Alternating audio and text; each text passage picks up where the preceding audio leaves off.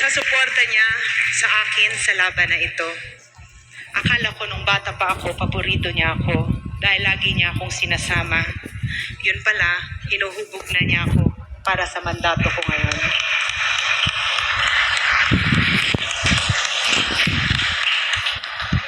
Dad, makakaasa ka.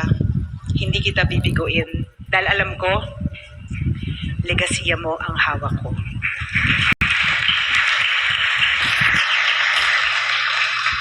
Para po sa mga miyembro ng Sangguniang Panlunsod, Secretariat, mga staff at lahat ng bumubuo ng 13th City Council of Manila, ang mga magigiting na mga konsihal, I'm looking forward to working with each and every one of you here.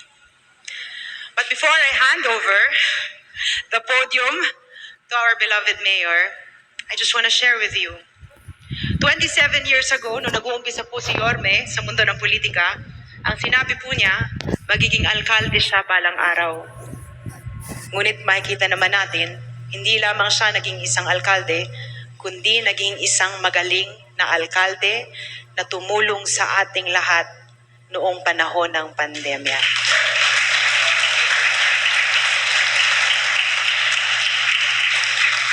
I am sharing this with you because I want you to see the kind of mayor that we have.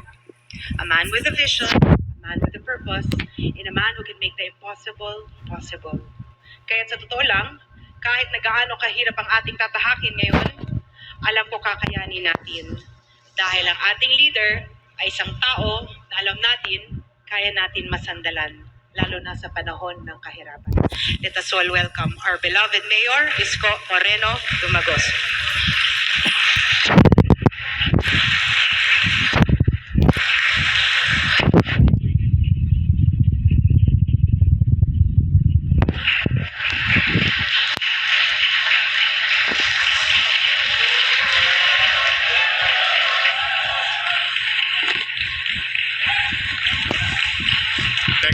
Maupo po kayong lahat.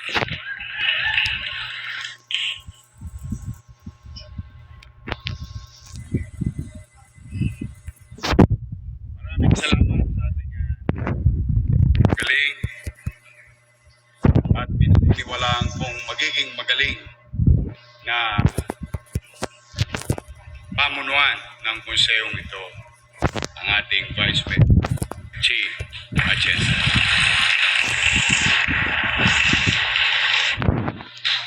Sa ating minamahal and the only mayor who were elected 3 consecutive times in the history of City of Manila, Mayor Lito Atienza.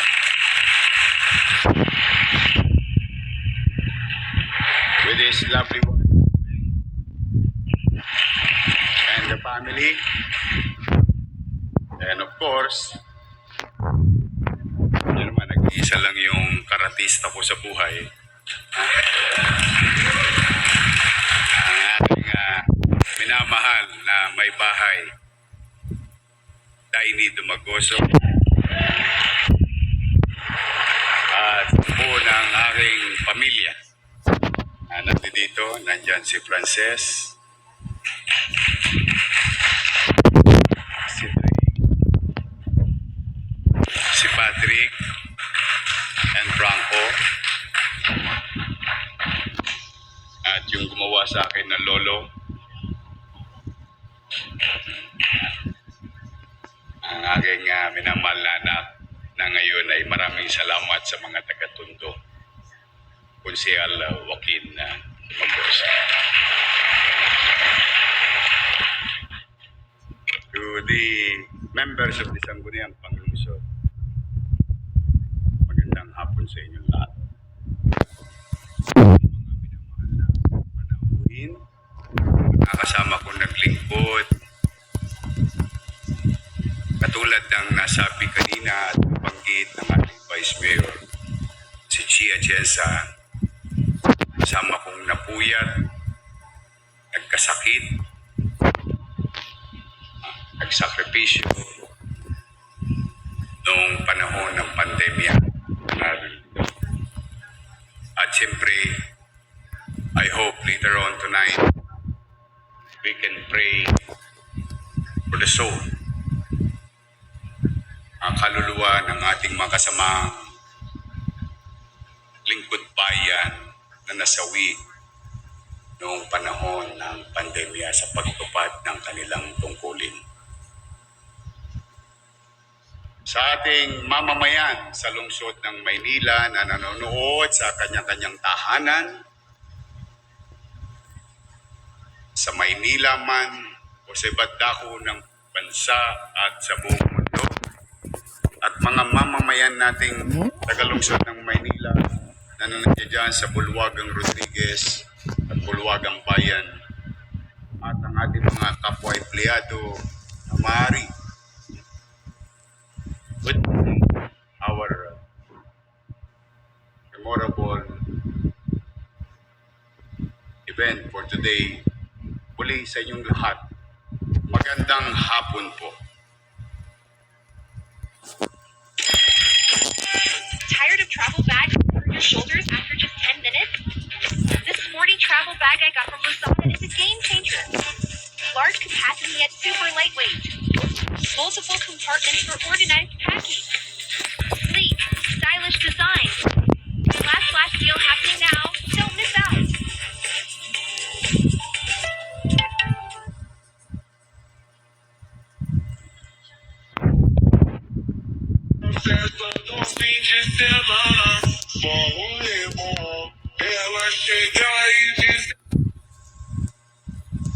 We won this race by resounding margin. Sa inyong lahat, maraming salamat.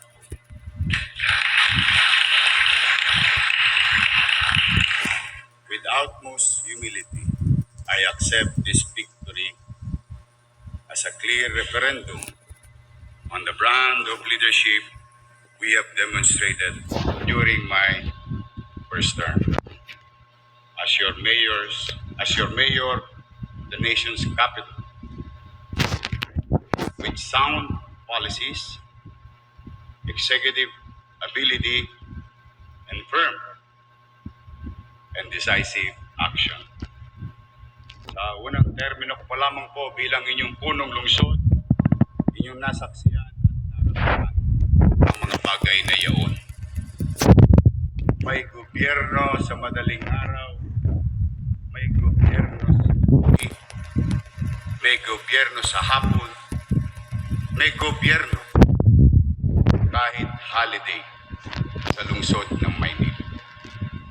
Liwanag po mula sa matatag na suporta na ipinagkaloob ninyo sa akin. The people of Manila have granted me with a strong mandate to implement sweeping reforms. Tama naman.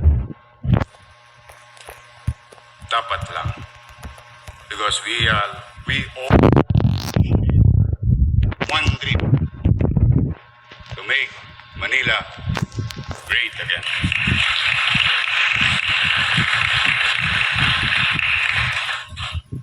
Why do we believe that we can make Manila great again?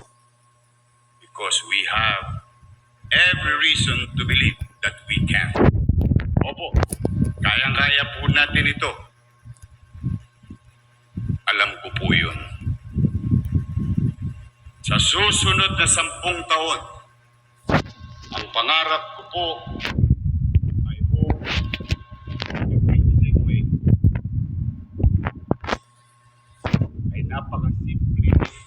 Hindi lang ang lungsod na ginagamit ang lahat ng buong lakas at galing nito magkaroon ng kaayusan, kalinisan, may katahimikan, kapayapaan, at produktibo't masigla ang bawat mamamayan.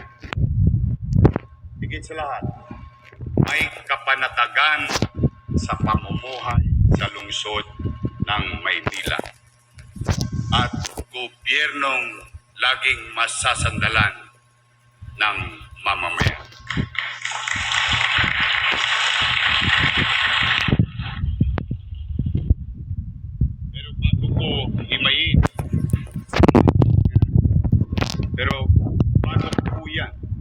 nais kong himayin ang ating 10 vital signs or statistics. Nakakaiba kumpara sa anumang syudad sa buong bansa. 1. We are the nation's capital, the seat of power. The so-called mayor of the country holds office and exercise power here in our beloved city. We are the nation's premier talent farm. Nowhere else will you find a university belt with institution of higher learning as ours. We are the gateway to global trade. Most of the nation's imports and exports pass through the two seaports of Manila. We are the wellness center of the country. There is a hospital cluster not far from here. The most prestigious institution of which is Philippine General Hospital, San Lazaro Hospital, Jose Reyes Memorial Medical Center, and Dr. Jose Padilla Memorial Hospital.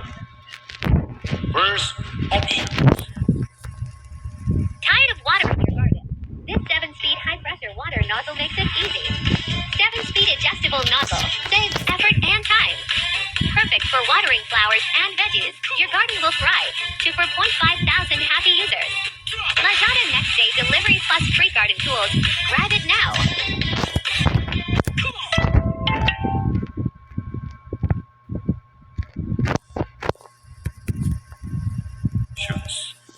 For the penniless and the last resort for the hopeless. We are the only LGU, local government unit in the entire country who's running 6 local government-owned public hospital at magiging 7 na. Patulad ng naipangako ko sa mga taga-Baseco, ngayong taon na ito, bubuksan natin ang pinangalanang Kurin na ospital. President Corazon C. Aquino General Hospital in Baseco.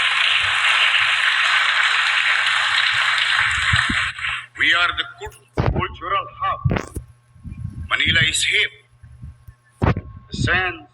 The scene of vibrant art movements, the gastronomical paradise, from the street cuisine to culinary stars.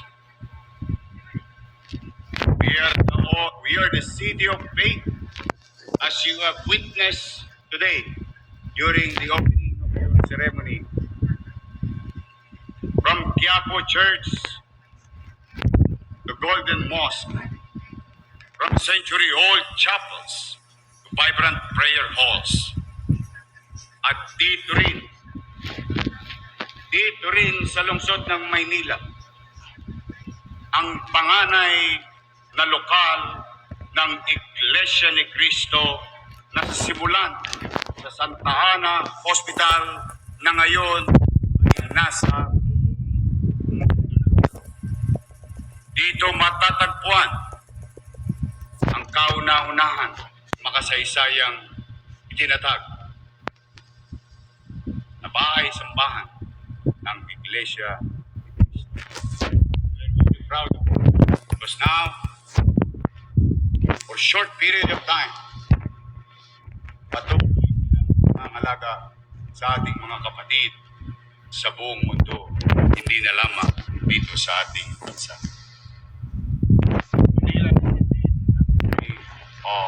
Beliefs. Ito, we are the mega Manila's food pantry. In the likes of Divisoria is one giant commissary at night. We are the keeper, the nation's memory. Intramuros is the rampart of spots. Luneta is ground made hallowed by our martyrs. Our museums are the vessels of our rich heritage. We are also the shopping mecca in the Philippines. From Binondo, Quiapo, Divisoria, Triangle is probably the world's biggest bargain heaven. We abound in human capital. Ang Manileño ay malikain, madiskarte, edukado at porsigido sa pagtataguyod sa kanyang sarili. Napakaganda po ng ating mga vital signs or statistics. Let us capitalize on this. These are the strengths to attract visitors and investors. Increase the productivity of our residents and become more resilient and progressive city. As like in the old days, especially noong panahon nila Mayor Lito Atienza nung kabataan niya, sinabi, where Manila goes, the country follows. If I may borrow that statement from somebody else. But Mayor Lito Atienza and I, talaga, ang mukha ng Manila ay ng bansa. As Manila rises, so does the nation. Hindi lamang po slogan ang Make Manila Great Again. Isa po itong pangarap, platform of government. Tulad ng platforms of government, it needs clear, short, medium, and long-term development plans. Kaya ngayong araw nito, ipahabyaw ko po sa inyong lahat at 10 ng ating mga mamamayan. Ilalatag ko sa inyo ang direksyon na ating tatahakin sa mga susunod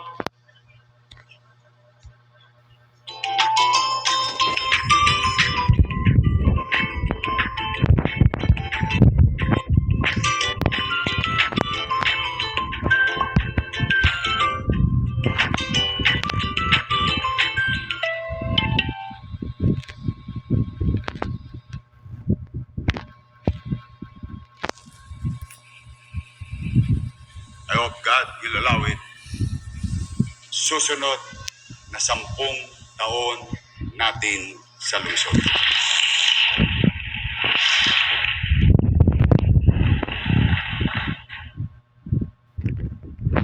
Ngunit saan ba magsisimula ang planong ito? Where do we begin?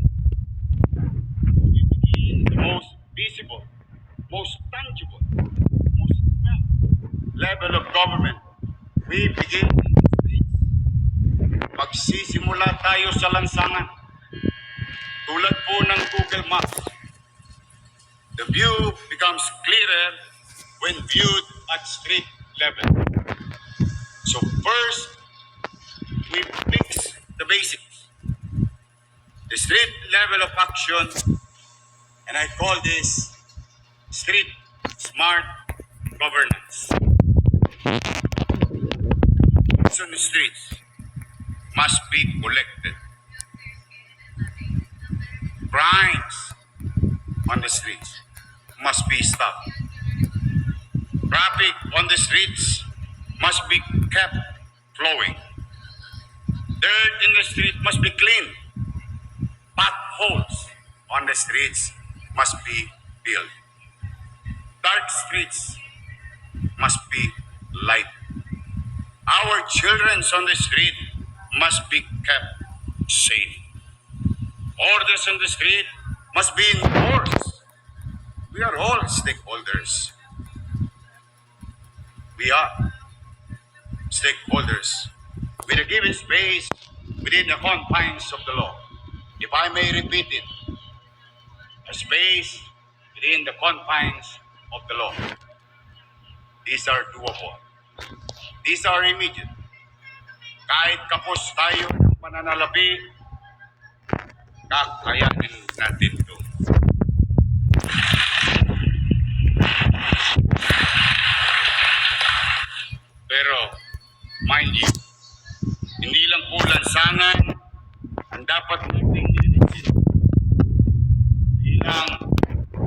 bumalik na kadugyutan sa kalsada ang ating tutulungan. Lilinisin din natin ang City Hall.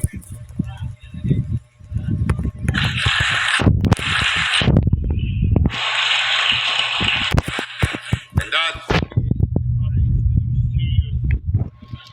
housekeeping, starting with getting our finances in order. Ito po ang big picture ng finances ng City of Manila. City finances are in ICU.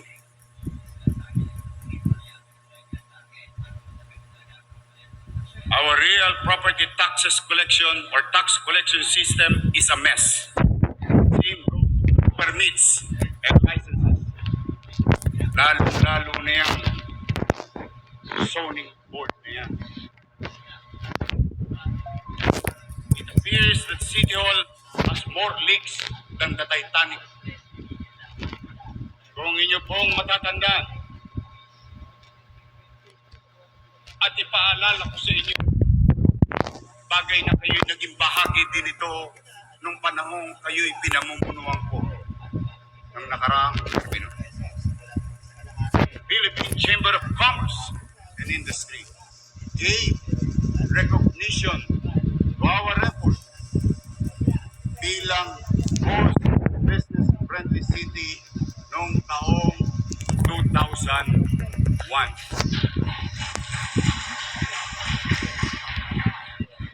Inilara rin tayo ng DTI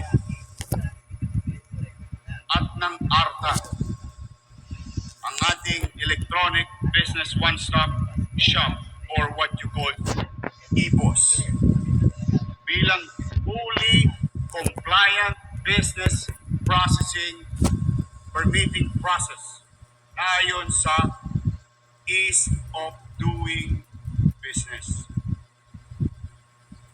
Ngunit, nawawaglit akong nawala ng buong akala ng ating mga kababayan sa lungsod ang mga bagay na nasimulan ko nang naging bahagi kayo ay ipagpapatuloy nyo na lamang. Up late working or binge watching again? Tired skin, dull tone, and dark circles creeping in? We've handpicked a night repair trio just for you: amino acid cleanser, niacinamide serum, and an overnight recovery cream. Wake up looking refreshed, even after 3 hours of sleep. And of course, it's all on Lazada, 100% authentic, top-rated brands. Tap the link now and treat me before bedtime.